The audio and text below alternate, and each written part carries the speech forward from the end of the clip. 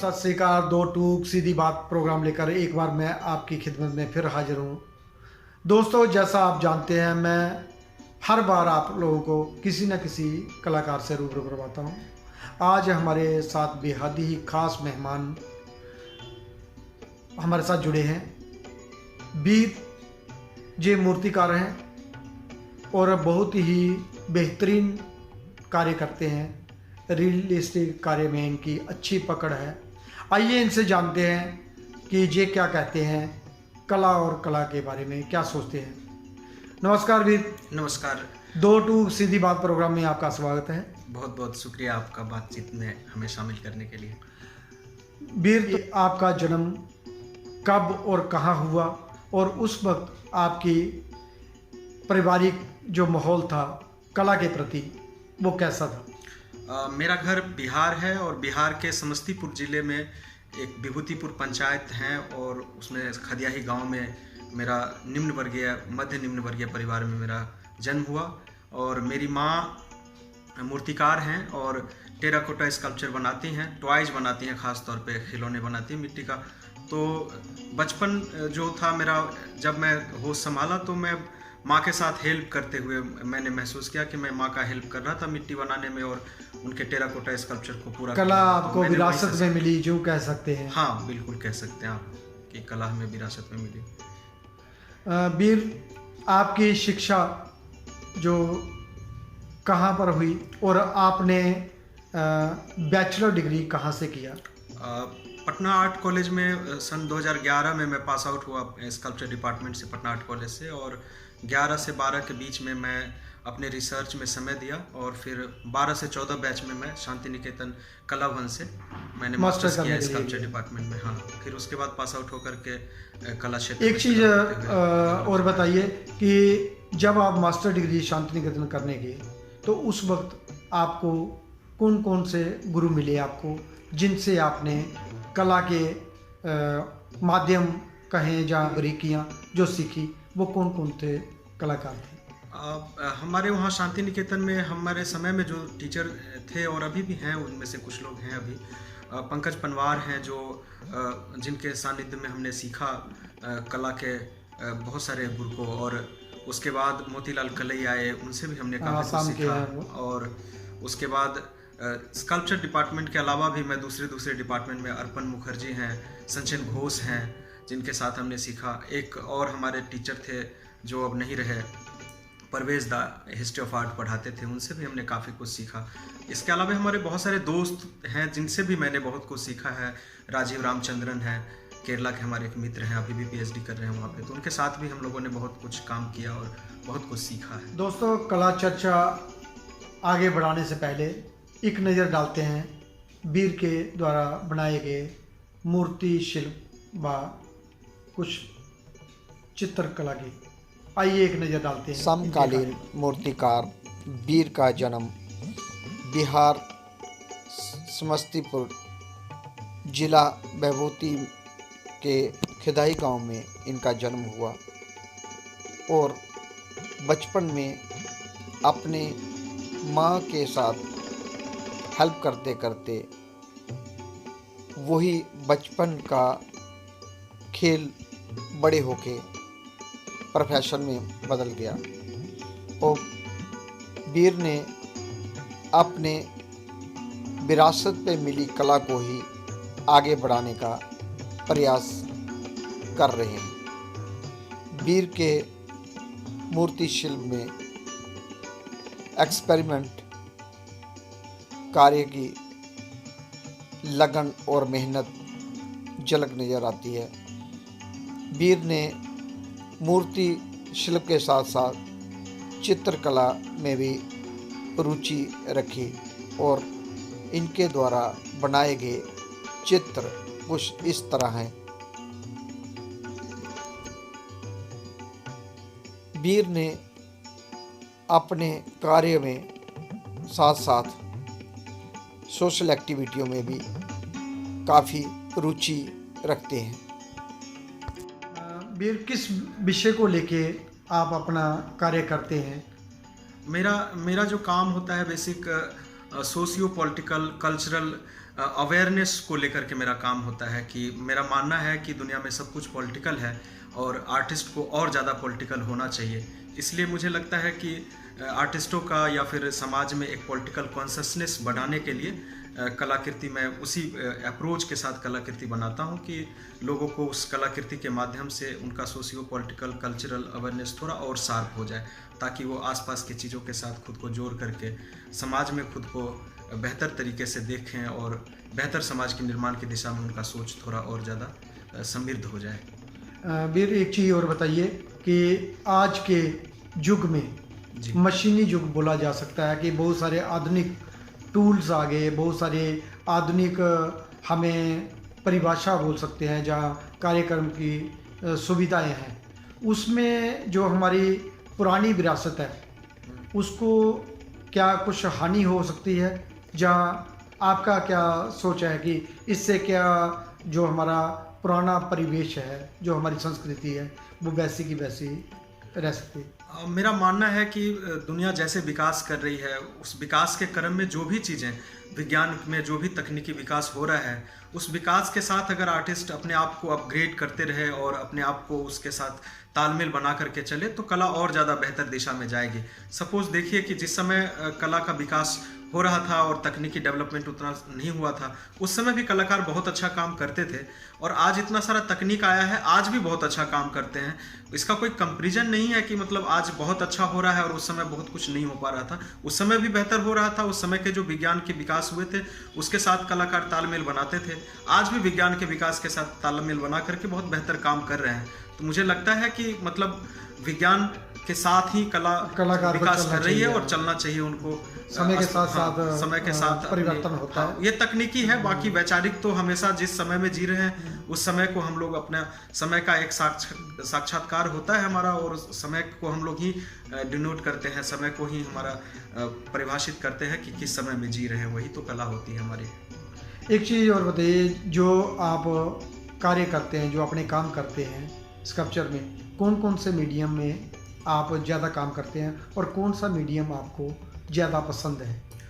जब से मैं कला फील्ड में आया हूं तो तब से मुझे ऐसा महसूस होने लगा कि मतलब स्कल्पचर डिपार्टमेंट में मेरी पढ़ाई हुई तो स्कल्पचर का मतलब मैं ये समझता रहा हमेशा कि स्टोन और मेटल बहुत अच्छा मीडियम है। तो मैं बहुत अच्छा लगता मुझे मेटल और स्टोन में अगर काम करने को मौका मिलता है और उसमें कुछ करता हूँ तो बहुत अच्छा लगता है। बाकी मीडियम का कोई वेरिएशन नहीं है। मैं आज जिस मुकाम पे हूँ उस जगह से मैं जो देखता हूँ, मुझे लगता है कि मैं किसी भी मीडियम के साथ कंफर्टेबल हूँ। और विचार अभी हमारी प्रायोरिटी रखती है, जिस विचार को मुझे लगता है, कई बार तो मैं कविताएं लिखता हूँ, मुझे लगता है कि कविताएं लिखना चाहिए, कविताएं कलाकार को सब, और कई बार लगता है कि नहीं पोस्ट लिखते हैं, पोस्ट लिखता हूँ, कई बार इंस्टॉलेशन करता हूँ, कई बार बहुत सारी चीज़ें, मतलब बहुत मीडियम का कोई बाउंड्री है नहीं अभी मेरे भीतर। मैं बहुत हर तरीके से मैं परफॉर्मेंस भी करता हूँ, पेंटिंग करता हूँ, कुछ भी करता हूँ, मतलब किसी भी मीडियम में मैं बंधा नहीं हूँ।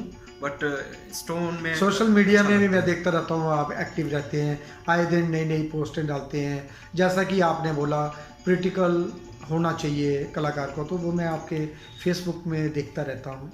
आप बहुत अच्छा नई पीढ़ी के लिए बहुत सारी चीज़ें अच्छे जिससे परिवर्तन हो सके। हाँ, मैं काफ़ी सारा कुछ प्रयास करते रहा हूँ, क्योंकि जिस परिवेश में मैं पला बढ़ा हूँ तो वो परिवेश हमेशा अव्यवस्थाओं में बनी रही है। तो पटना आर्ट कॉलेज में थे तो उस समय भी पटना के विद्यार्थियों के लिए हमने बहुत प्रयास किया कि हमारे आसपास जो हमारे जूनियर्स हैं, हमारे सीनियर्स हैं, उन्होंने बहुत कठिनाई झेला, हमने भी झेला।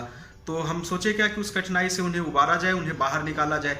इसलिए हम खास तौर पे युवा कलाकारों के लिए मैं बहुत प्रयासरत रहता हूँ कि युवाओं के सामने जो संकट है, उनके सामने जो चुनौतियाँ हैं आज के जीवन में, उससे वो कैसे फाइट करें, इसलिए उनका कैसा उनका बेहतर होगा, कैसे उनके लिए क्या बेहतर हो सकता है, ये सब मैं प्रयास करते रहता हूँ। मैं कई सारी संस्थाओं के साथ मैं प्रयास करता हूँ कि उनको बेहतर कुछ कलाकार को काम के साथ साथ सोशल एक्टिविटियों में भी एक्टिव रहना चाहिए। वीर, एक चीज़ और बताइए कि आपने अब तक कौन कौन सी उपलब्धियां हासिल की, जैसे स्कॉलरशिप, फेलोशिप, अवार्ड, जहाँ एग्जीबिशनें कहाँ कहाँ की? युवा कलाकार हैं आप, पिछले कई दिनों से मैं देख रहा हूँ आप ललित कला अकादमी रीजनल सेक्टर में कार्य कर रहे हैं, मूर्ति कला विभाग में। तो आप बताइए। उपलब्धियों को लेकर के मेरा मानना है कि कला में अवार्ड मिलना या फिर किसी भी तरह की प्रोत्साहन मिलना, ये अंधेरे में तीर के समान है। मतलब किसी के ऊपर टॉर्च जल गया, किसी के ऊपर लग गया तो तीरंदाज हो जाता है। तो ऐसा है मानना।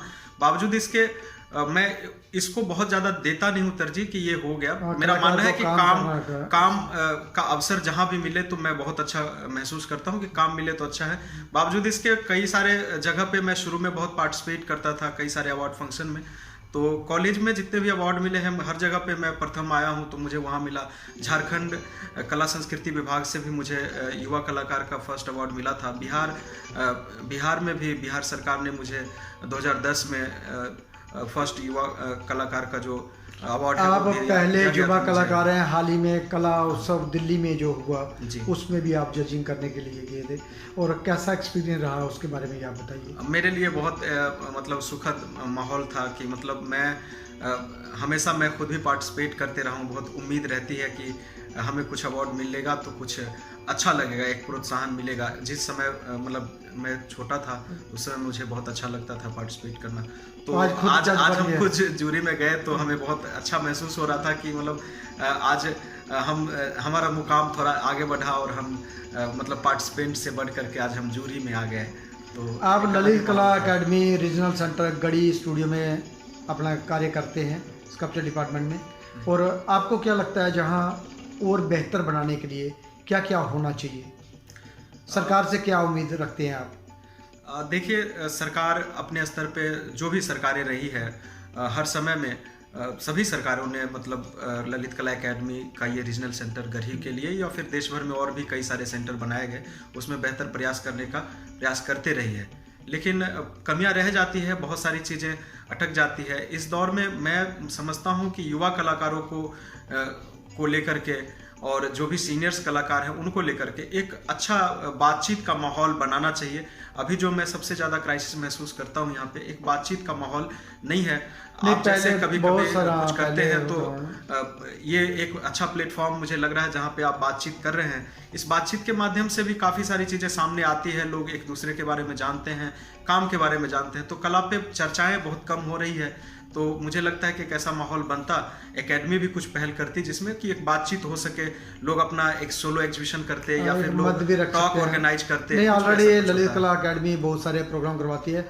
एक कोविड-19 के चक्कर में बहुत सारे काम रुक गए, और मुझे लगता है, ये भी लगता है कि मतलब ऐसी कुछ और भी पहल होनी चाहिए जिसमें उनका संरक्षण हो सके। संरक्षण का सवाल ये है कि बहुत सारे वायर्स को बुलाया जा सकता है एग्जीबिशन ऑर्गेनाइज करके, उनको आर्थिक सपोर्ट किया जा सकता है कलाकारों को। आपने वो स्कॉलरशिप फेलोशिप जहाँ मिलते हैं, और कुछ रकम और बढ़ाई जानी चाहिए, जहाँ उनको कैंडिडेट और बढ़ाने चाहिए जिससे नए जो पीढ़ी के युवा कलाकार हैं वो आसानी से काम कर सकें। क्योंकि कोविड एक ऐसी महामारी थी जिससे कलाकार बहुत त्रस्त हुआ है। बाकी हर फील्ड में कुछ ना कुछ मदद हुई है। सिर्फ कलाकारों का ये विजुअल आर्ट का एक ऐसा मंच था जिसमें सरकार द्वारा ज़्यादा पहल नहीं की गई। हाँ, ये थोड़ी सी कमी जरूर कहा जा सकता है कि मतलब और इस पे थोड़ा सा ध्यान दिया जा सकता है कि मतलब एक कम से कम उन आर्टिस्टों को जो प्रवासी आर्टिस्ट हैं, जो अपने स्टेट से निकल करके किसी दूसरे स्टेट में प्रयास करें, तो उनके लिए खासतौर पे एक ऐसा कार्यक्रम चलाया जाता कि जिसमें वो आवेदन करके उनको या तो आर्थिक अनुदान दिया जा सकता है या फिर उनको उनकी कलाकृति खरीद करके उन्हें संरक्षण दिया जा सकता है। तो इस आर्थिक सपोर्ट के एरियाज में मुझे लगता है कि अगर उनके विचार को या फिर उनकी कलाकृति को या फिर उनके समझ को और ज़्यादा संरक्षण देना है, आज के दौर के समकालीन कला को बचाना है, तो इसके लिए उनको आर्थिक सपोर्ट की आगे आना पड़ेगा। सरकार को कुछ नए आयाम, और जो भी संस्थाएं हैं, देश के जो भी नागरिक हैं, उनकी भी जिम्मेदारी उतनी ही बनती है जितनी सरकार की बनती है कि हम अपने समाज में जो भी कलाकार हैं, जो भी आर्टिस्ट हैं, किसी भी मीडियम में किसी कलाकारों को भी पहल करनी चाहिए, उनको भी आगे आना चाहिए। सिर्फ सरकार पे निर्भर नहीं रहा जा सकता। बिल्कुल। मेरे एक आखिरी सवाल हमारा, जो दूर दराज इलाकों में बाहर हमारे अलग अलग स्टेटों में कलाकार रहते हैं, युवा कलाकार, उनको आप अपनी कला के माध्यम से क्या संदेश देना चाहते हैं कि वो कलाकार बनने के लिए, या इस फील्ड में टिकने के लिए, या जो आने वाली पीढ़ी है जो कलाकार बनना चाहते हैं, उनको क्या मैसेज देना चाहते हैं अपने कला के माध्यम से? मैं मतलब मेरी कलाकृति जो कहती है वो मैं आपसे कह रहा हूँ। मैं बार बार यही प्रयास करता हूँ कि कलाकार होना मतलब कोई अच्छा स्किल वाला आदमी कुछ अच्छा मूर्ति बना रहा, कुछ चित्र बना रहा, ऐसा नहीं होता है। मुझे लगता है कलाकार होना एक बेहतर इंसान होना है, और बेहतर इंसान होने की प्रक्रिया में आप बोलना शुरू करते हैं। जहाँ आपको लगता है कि ये बोलना चाहिए, वो बोलना शुरू करते हैं। जैसे आप बोलना शुरू करते हैं, आप कलाकार हो जाते हैं। तो हमें लगता है कि आप अपने समाज में जहाँ हैं, घर परिवार आसपास देश दुनिया समाज सब कुछ देखें और उसमें बोलें। जब भी आप बोलना शुरू करेंगे तो आपको एक मंच मिलेगा, और उस मंच के माध्यम से आपका प्रोग्रेस भी होगा। आप कहीं भी किसी भी जगह अपने आप को बेहतर महसूस कर सकते हैं। धन्यवाद वीर, आप हमारे स्टूडियो में आए। 2 टूक सीधी बात प्रोग्राम में आपसे आपके बारे में जाना, कला के चर्चा हुई और आपकी कला के बारे में जाना। धन्यवाद। बहुत बहुत शुक्रिया आपका, और आप तमाम दर्शकों का भी बहुत बहुत शुक्रिया। इसी तरीके से जुड़े रहिए और देवीदा को ऐसे ही सपोर्ट करते रहिए। देवीदा और नए नए कलाकारों से आपको रूबरू कराएंगे, परिचय कराएंगे। बहुत बहुत शुक्रिया। धन्यवाद दोस्तों, अगली बार हम फिर मिलेंगे किसी नई कड़ी में नए कलाकार के साथ। तब तक देवीदास खत्री को दे इजाज़त। जय हिंद, जय भारत।